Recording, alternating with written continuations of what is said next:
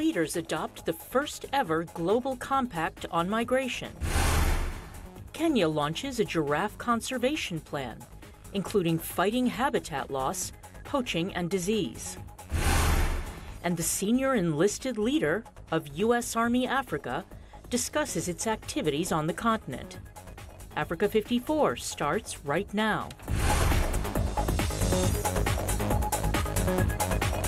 Good evening and welcome. I'm Vincent McCory. This is Africa 54. The President of the United Nations General Assembly, Maria Espinosa, says a deal adopted by UN members this week to improve the way the world copes with rising migration is a landmark in multilateralism.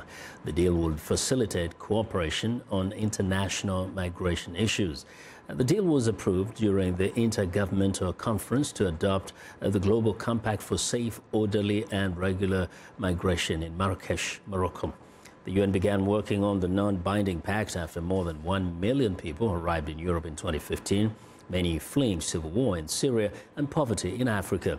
The accord, which addresses issues such as how to protect migrants, integrate them and send them home, has been criticized by mostly right-wing European politicians who say it could increase immigration from African and Arab countries. Espinosa says the deal comes at a time of hardship for migrants who face extreme nationalist narratives in attitude, racism and xenophobia. Representatives of international humanitarian organizations say humanitarianism is currently at risk. Last summer, for days we were with hundreds of migrants on our boat and nobody wanted to open their port. And then we had to basically navigate and wait and beg for a port of safety to disembark people. So there's been a conspiracy to a certain extent to not allow any life-saving rescue to happen in the Mediterranean from the European government. What we are experiencing is that humanitarianism is at risk. And this is something that we ask also to the media to help and to support us, because the role of the humanitarian has always been neutral. When we take care of someone in a war, in a conflict, or someone who is traveling and escaping and fleeing violence, famine, poverty, social instability, whatever is the chaos, the reason, we only want to take care of the human being. We don't want to take or to make a political act. Well, 10 countries, mostly in formerly communist Eastern Europe, have pulled out of the compact. 6 more, including Israel and Bulgaria, are debating whether to quit, a UN spokesman said after the pact was adopted. However, he did not say whether the rest of the countries absent from the conference in Marrakesh might also pull out. Well, to the south of the continent, an agricultural research organization says it's working on drought-tolerant varieties of maize to ensure Zimbabwe's staple crop withstands dry weather. The non-profit group is working to develop the maize in a country where agriculture relies on rain-fed crops, even as droughts become more frequent. Columbus Mavunga reports from Harare. The International Maize and Wheat Improvement Center, known by its Spanish acronym CIMIT, says it is helping Zimbabwe become a self-sufficient agricultural producer after erratic rain seasons that have threatened food security. With an El Nino drought predicted in the 2018-2019 rainy season, the non-profit group is hoping its technologies will help protect the livelihoods of small farmers. Here in Zimbabwe, 3 in 5 seasons are expected to be bad for farmers. And the El Nino actually is making that worse, right? So it's very important for us to develop these maize varieties that are climate resistant, because maize is the staple food here in Zimbabwe, staple crop. In the 2015-2016 season, we tested our maize varieties all over Zimbabwe, and they performed very well. They yielded close to double the yield of the commercial varieties that are on the market. So we believe that these varieties work. The UN Food and Agriculture Organization says drought-tolerant maize is a key innovation in agriculture. CIMIT, headquartered in Mexico, estimates its new maize varieties increased profits in Zimbabwe by nearly $4 million in 2017. Researchers say the benefits are critical in a country listed by the Global Climate Risk Index as one of the most vulnerable to climate shocks. Zimbabwe's agricultural production has fallen since its controversial land reform program displaced experienced white commercial farmers and replaced them with black peasant farmers. But drought-tolerant maize alone isn't enough, say researchers. They urge Zimbabwean farmers to practice conservation agriculture. With conservation agriculture, we're also looking at minimizing the amount of runoff that comes out of the system. So that means improving on the amount of water that infiltrates instead of running off to the rivers. So with conservation agriculture, we help to stop that by ensuring that the water and the soil remain in place. But most irrigation systems in Zimbabwe need to be upgraded or repaired. This 59-year-old woman says she does not have an irrigation system for her corn, but takes other measures. We collect dry leaves and crop stubble. Once our crops germinate, we start mulching to keep moisture in case of prolonged dry spells. Others are hit by the droughts, but our conservation agriculture is helping me for 12 years now. She hopes to have enough money to have an irrigation system one day. But with more droughts predicted, it may take even longer to save up enough money to install it. Columbus Mavunga for VOA News, Harare. Now, Tanzania is set to build a $3 billion hydroelectric plant in a UNESCO World Heritage Site, and a contract announced on Wednesday involving Egyptian companies. The announcement comes despite concerns raised about the impact of the project on wildlife.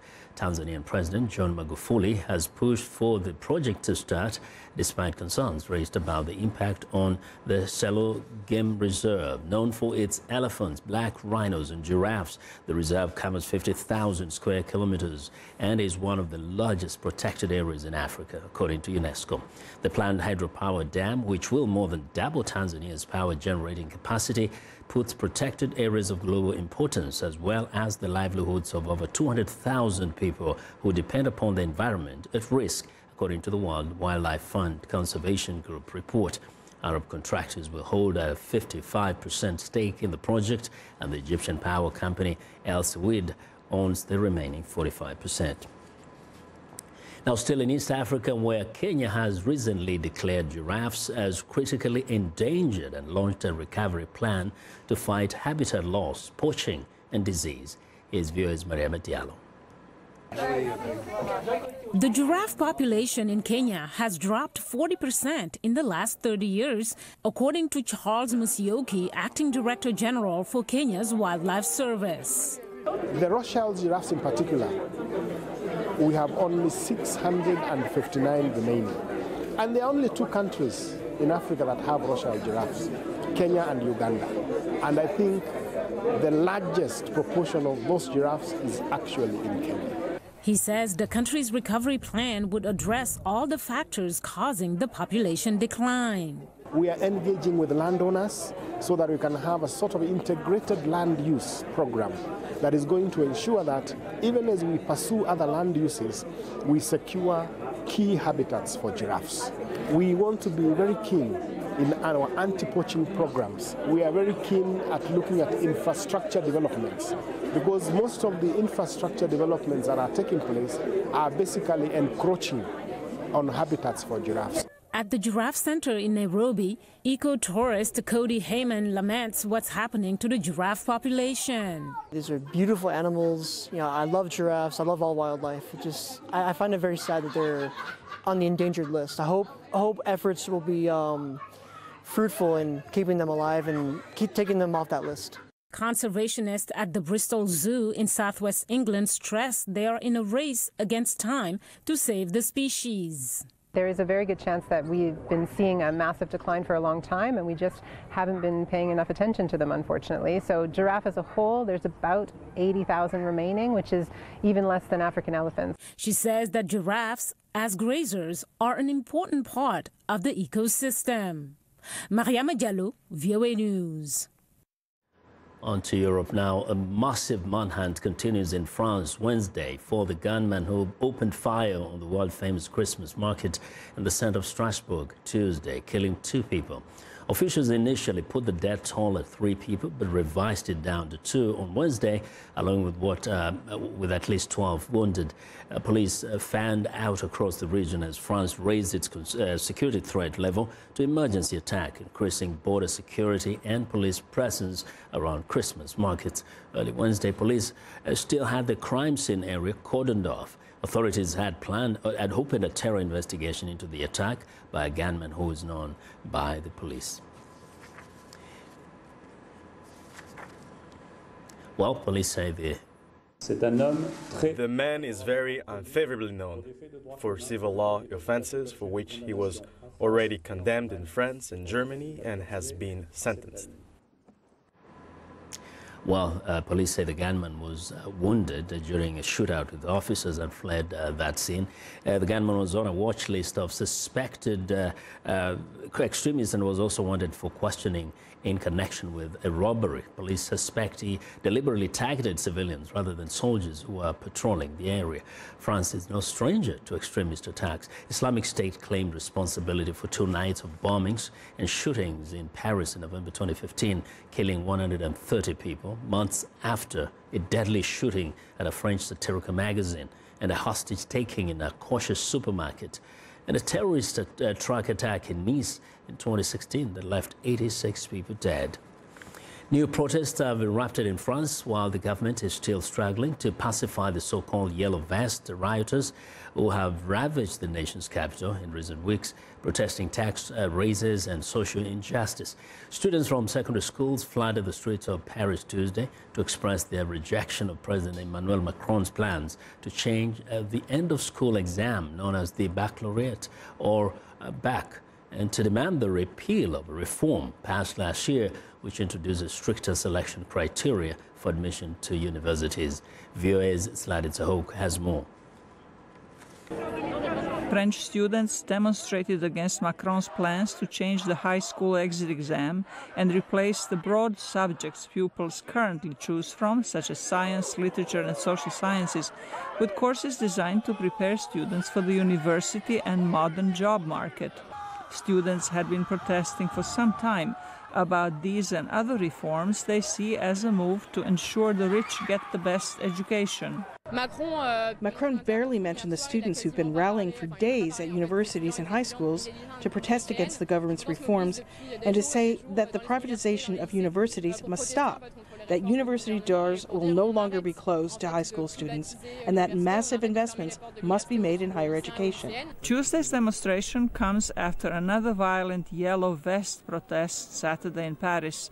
The action that started as a protest against a fuel tax increase turned into a social movement against low wages and social inequality. Some students say they identify with protesters dressed in yellow vests who represent various groups. The demands made by the Yellow Vest protesters have to do with this.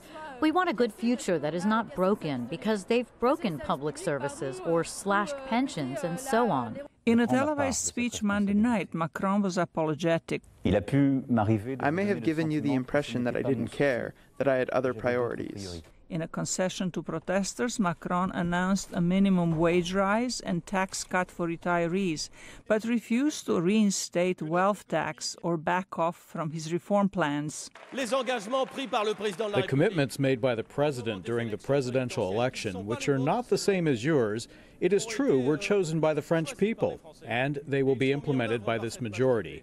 We must continue to transform the country. The Yellow Vest riots have led to hundreds of injuries, more than 1,000 arrests, and vandalism of central Paris. The material damage and loss of revenue from tourism are expected to increase France's deficit. A new poll on Tuesday showed that about half of French people think the Yellow Vests should end their action after Macron's concessions.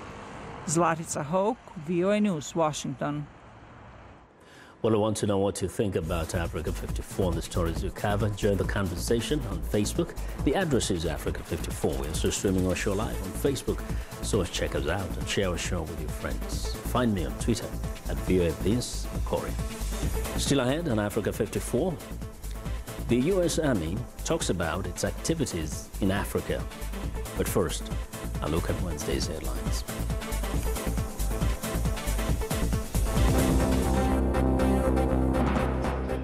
In Rwanda, Attorney General Jean Bosco Mutangana says he'll appeal the court decision after dissident politician Diane Rwigara was acquitted of fraud and inciting insurrection charges during a high-profile trial. In Gabon, the government undertakes road improvements on the only road out of the city of Libreville, a mud road full of potholes that makes commerce by vehicle difficult. In Zambia, Congolese refugees and their host in the Mantapala settlement are sharing services with the opening of a school and clinic as part of a new inclusive approach. Finally, Togoville runs a lively traditional border market every Saturday on the northern shore of Lake Togo, 65 kilometers east of the capital, Lomé. That's all for today. Thanks for watching.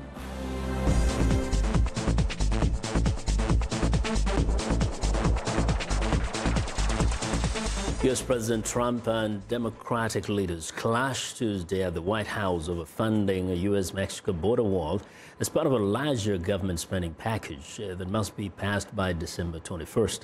The final legislative action of the Republican-controlled Congress would avert a partial government shutdown ahead of the holidays. Here's VOA's congressional correspondent Catherine Gibson.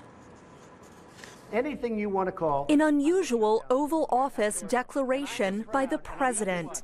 I am proud to shut down the government for border security. Security, the president says, is best achieved by a U.S.-Mexico border wall to address immigration from Central America that he calls a national emergency. That wall is ineffective and expensive, Democrats say. We have to have an evidence-based conversation about what does work, what money has been spent, and how effective it is. This is about the security of our country. Because I need 10 votes from... A public debate that proves the two parties are still far from compromise, with just 9 days left to agree on a budget. We gave the president 2 ways, each of which would get a majority of votes in the House and 60 votes in the Senate and would avoid a shutdown. We hope he'll take it, because a shutdown hurts too many innocent people. Democrats have offered Trump $1.3 billion for border security. Republicans say that's not enough. The president's request is for $5 billion, including wall funding. The idea that the minority or the incoming House majority would be against border security is ridiculous. It's preposterous. We want border security, but as you know, it takes 60 votes for any of these bills to pass the Senate. Which means even though Republicans control power in the Senate, the budget still needs Democratic votes to clear the chamber. Lawmakers are eager to leave town for the holidays, but are already looking ahead to the political fallout. No president should ever say he would be proud to shut the government down. No matter who precipitates the government shutdown, the American people don't like it. A partial government shutdown, delaying key services and impacting millions across the country, would be the third to occur in 2018. Catherine Gibson, VOA News, Capitol Hill. Well, the U.S. military doesn't always advertise it, but it has troops across Africa. The missions are usually small and always done at the request of the nations to which they are deployed. VOA Pentagon correspondent Calabab sat down with Command Sergeant Major Jeremiah Inman, the senior enlisted leader of U.S. Army Africa, and to learn more about the Army's activities on the continent. Do you have the resources that you need? You know, we can always use more. If you give me 10 more people, I can do more things. But we've seen over the last few years with the downsizing the military, we've been able to be successful with that adequate amount of troops. There's rumors of getting the SFAB to come down and support the operations. They support and advise units on the ground. So they do some training activities so the regional allocated force doesn't have to go down and do that. So what region of Africa would that be placed in? It would be spread across, they wouldn't be based in Africa. It would be like now we use 2nd Brigade 101 to go down there and achieve certain objectives based off the request of the countries. So spread out across the continent, doing everything from counter-IED training, training battalion level staffs, logistics training, intelligence training, so forth. And that would be a big deal for U.S. Army Africa. Can you talk a little bit about how big this would be and how many people would be involved? So if we had dedicated forces, it'd probably be around 2,000 soldiers. People are suspicious of any U.S. military presence on the continent. So speaking to our audience, why should they or should they not be suspicious of U.S. Army presence? So we don't launch down on the continent without a country's permission. It usually goes through the country team, through State Department, through a request through Joint Chief Staff to come for military assistance. What's the benefit to U.S. Army Africa for doing that? If we can strengthen a country so we don't have to deploy there, that builds our readiness and supports our objectives as well. The Lake Chad Basin, there's been an increased presence there. Is that because the threat has also increased there, or is that because the partners now need more help? Explain why we're there. That's where the bad guys are going, and they're starting to disrupt some of the countries there. They requested our assistance, and we're going to go in and assist as requested by the government. Not fighting side by side, but advising and assisting our African partners. Is the threat growing? I wouldn't say it's growing, no. I'd say it's getting contained. You train on everything from how to be a better soldier to how to work with the government to counterterrorism. Which do you do the most of? So logistics is very difficult in the continent. There's no I-10, there's no I-95. So figuring out how to resupply their troops, set up their networks, make sure they're sustainable, that's very important for some countries. On the other hand, some countries are very concerned about counter-IED operations. So we assist with that aspect. So intelligence, counter-IED, basic infantry training, NCO development, we pretty much kind of do everything. What countries are we focusing on counter-IEDs? Oh, pretty much all of them. Yeah, it's just like Iraq or Afghanistan. The materials are easy to get, they're readily there, easy to plant and hard to detect. The base that's being created, the drone facility in Niger, is also going to have armed drones. That's been announced by both Niger and the United States at this point. Who are these drones going to protect? Is it going to just be the U.S., just be U.S. Army Africa guys? Or is it going to be our partners as long as they're with us? Or is it going to be if they request for the help? Explain that to me. Drones are great for surveillance and also, if needed, to be armed to take out a high-value target or respond to a crisis, whether it's U.S. or our partner forces. So they're there to assist our partners on the continent as well. So you said in a crisis. So it sounds like you're not going to be using these to actively target extremists like it does in Somalia. It's going to be on a defensive basis. Targeting, that's not up to me. I don't know who they target. And another thing I know that a lot of the African countries are asking for is intelligence. So the intel shared as a as-needed basis. We're presently working on standing up intel training in Nigeria. In Tunisia, we've stood up an intel training center and also recently just completed intel training in Kenya as well. Well, that was VOA Pentagon correspondent Caleb Babb speaking with Command Sergeant Major Jeremiah Inman, the senior enlisted leader of U.S. Army Africa.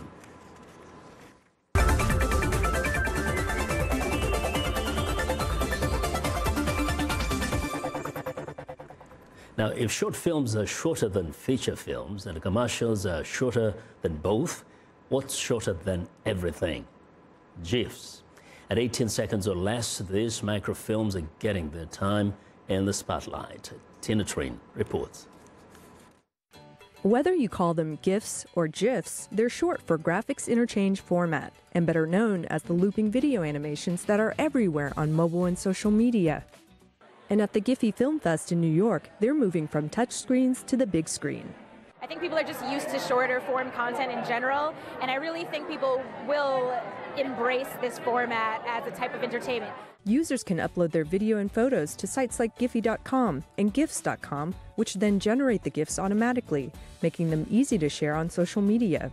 In an emoji, you can give a thumbs up or a smile, but in a GIF, you can give a full reaction. And I think that that is what really has taken it to the next level. The entries were so different. They were live action, they were illustrated, they were stop motion, they were experimental. Some were sad, some were heartbreaking, some were romantic, some were terrifying. But if it only lasts 18 seconds or less, can you really call it a film? For these creators, it's beside the point. I don't care about taking someone on a long journey. I just want someone to remember it, and oftentimes I find that it's more effective to do that with a short piece. I love GIF formats because they're super easy and they're super quick. In a day, I could create one GIF and post it and share it, and it's like an addiction. In the last 6 months, I've gone from 136,000 views to 200 million, so it's been a whirlwind.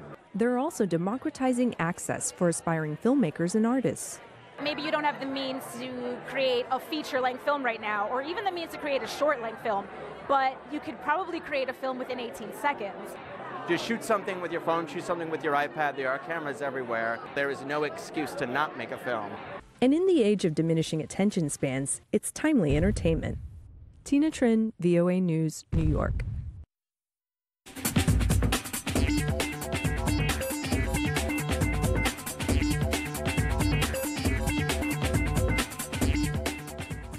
Welcome back to Africa 54, and here's what's trending. Belgium's Africa Museum will reopen to the public on Sunday after 5 years of renovations designed to modernize the museum from an exhibition of pro-colonial propaganda to one that is critical of Belgium's imperialist past.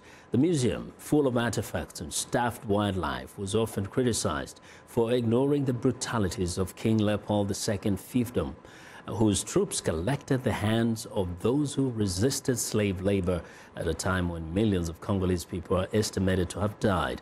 Activists have warned that the museum's collections contain artifacts stolen from Congo under colonial rule. The museum's director says they are open to returning artifacts stolen under colonial rule, but there are questions remaining about that process. Well, and finally, Pantin Bridal Couture Fashion Week kicks off in Lahore, Pakistan. On the opening day of 10 designers showcased their intricate designs, including celebrated Pakistani designer Aisha Imran, whose collection was inspired by the Mughal era. Dainty details, soft feminine colors, and the perfect blend of traditional craft and modern sensibility are the hallmarks of the collection. The collection utilizes materials and fabrics ranging from pure silks to jamawar and tissue. The three-day show presented the latest and the best of Pakistani bridal trends by leading and burgeoning fashion designers and retail brands. And that's what's trending today. Well, and that's our show for today, so be sure to watch Africa 54 on our website at voaafrica.com.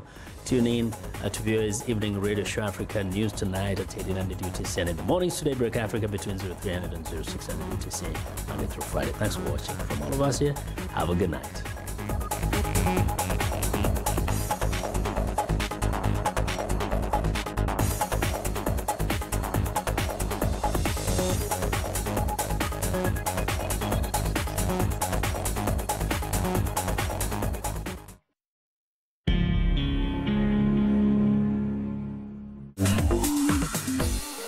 Welcome to English in a Minute. American English has many idioms that come from sports. This one comes from tennis. The ball is in your court. Jonathan, how did your date with my friend Caroline go? It went great, but when I texted her, she didn't respond. So I guess it's over. No, you can't give up.